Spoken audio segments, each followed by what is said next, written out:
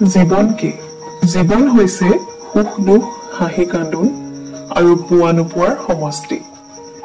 জীৱনৰ এই মৌলিক সংজ্ঞাটো কিন্তু আমি প্ৰায়ে পাহৰি পেলাওঁ, নহয়নে? আৰু মনে বিচৰা সুখ আৰু আনন্দৰ মাজতে জীৱনটোক বিচাৰি উলিয়াবলৈ চেষ্টা কৰি থাকো, বা তেনেকুৱা এটা জীৱন পাবলৈ হাত সাৱটি আশা পালি ৰৈ থাকো। আৰু সময়বোৰ বাগৰি যোৱাৰ লগে লগে নোপোৱাৰ চৰম হতাশাত ভুগো। আহক আজি এটা সুন্দৰ কাহিনীৰ মাধ্যমেৰে বুজাবলৈ চেষ্টা কৰো যে সমস্যাবোৰ নিজেই সমাধান হোৱালৈ অপেক্ষা নকৰি হাতে কামে লাগি তাৰ সমাধান উলিয়াই লোৱাটোৱেই জীৱনৰ প্ৰাথমিক চৰ্ত। বহুদিনৰ আগৰ কথা, এখন গাঁৱত এজন দুখীয়া খেতিয়কে তেওঁৰ পৰিয়ালটোৰ সৈতে বাস কৰিছিল।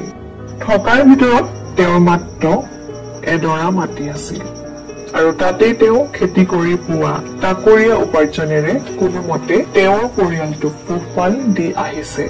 এটা দৰিদ্ৰ পৰিয়ালত জন্মগ্ৰহণ কৰাৰ সূত্ৰে তেওঁ দৰিদ্ৰতাক নিচেই ওচৰৰ পৰা দেখিছিল আৰু শৈশৱৰ পৰাই অতি দুখ কষ্টৰ মাজেৰে ডাঙৰ দীঘল হব লগা হৈছিল। আৰু বৰ্তমানেও তেওঁ জীৱনৰ মাজ ভাগতো এনে অৱস্থাৰ সন্মুখীন হব লগা হৈছে।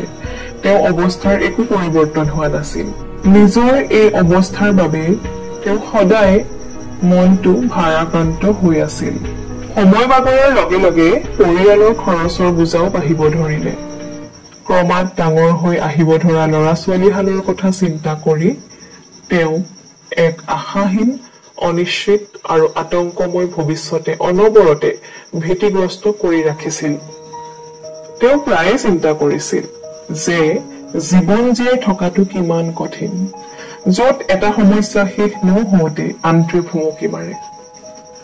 কথাবোৰ ভাবি ভাবি তেওঁৰ বুকুৰ পৰা এটা দীঘলীয়া হুমুনিয়া ওলাই আহে আৰু নিজক নিজে কয়, এনেকৈ সমস্যাৰ লগত যুঁজ বাগৰ কৰোঁতে মোৰ গোটেই জীৱনটো শেষ হব নেকি? এবাৰ তেওঁলোকৰ গাঁৱলৈ এজন সাধু সন্যাসী আহে। গাঁৱৰ মানুহৰ পৰা তেওঁ গম পালে যে সন্যাসীজন পৰম জ্ঞানী আৰু অলৌকিক শক্তিৰ অধিকাৰী। গাঁওবাসীৰ বহুত সা সমস্যাৰ তেওঁ যথোচিত সমাধান দি তেওঁলোকক বাৰুকৈয়ে উপকৃত কৰিছে।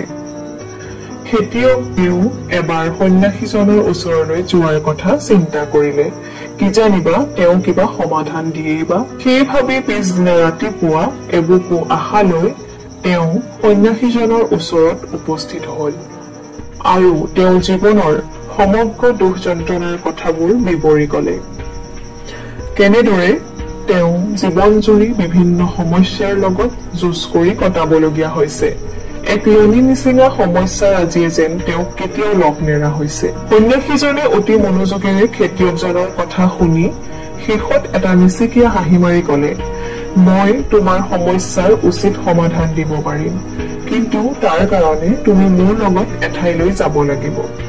কিবা এটা পোৱাৰ আশাত খেতিয়কজনেও তৎক্ষণাৎ মান্তি হল। সন্যাসীজনে তেওঁক এখন অৰণ্যৰ মাজেৰে বৈ যোৱা নদী এখনৰ কাষলৈ লৈ গল আৰু নদীৰ সিপাৰলৈ আঙুলিয়াই কলে, মই সিপাৰলৈ গৈ তোমাৰ সকলো সমস্যাৰ উচিত সমাধান দিম, যাৰ দ্বাৰা তোমাৰ জীৱনৰ সকলো দুখ কষ্টৰ অন্ত পৰিব। এই বুলি কৈ সন্যাসীজন নদীৰ পাৰত থিয় হৈ ৰল। এইদৰে কিছু সময় ৰৈ থকাৰ পিছত খেতিয়কজনে ভাবিলে যে সিপাৰৰ পৰা নিশ্চয় কোনোবাই তেওঁলোকক নিবলৈ আহিব, যাৰ কাৰণে সন্যাসীজনে অপেক্ষা কৰি আছে। এনেদৰেও আৰু ভালেখিনি সময় পাৰ হল। সন্যাসীজন এতিয়াও নদীৰ পাৰত থিয় হৈয়ে আছে। শেষত খেতিয়কজন অতিষ্ঠ হৈ আগবাঢ়ি গৈ সন্যাসীজনক সুধিলে, সাধুবৰ, আমি যদি নদীখন পাৰ হব লাগে, তেনেস্থলত আমি কিহৰ কাৰণে ইয়াত ৰৈ আছো?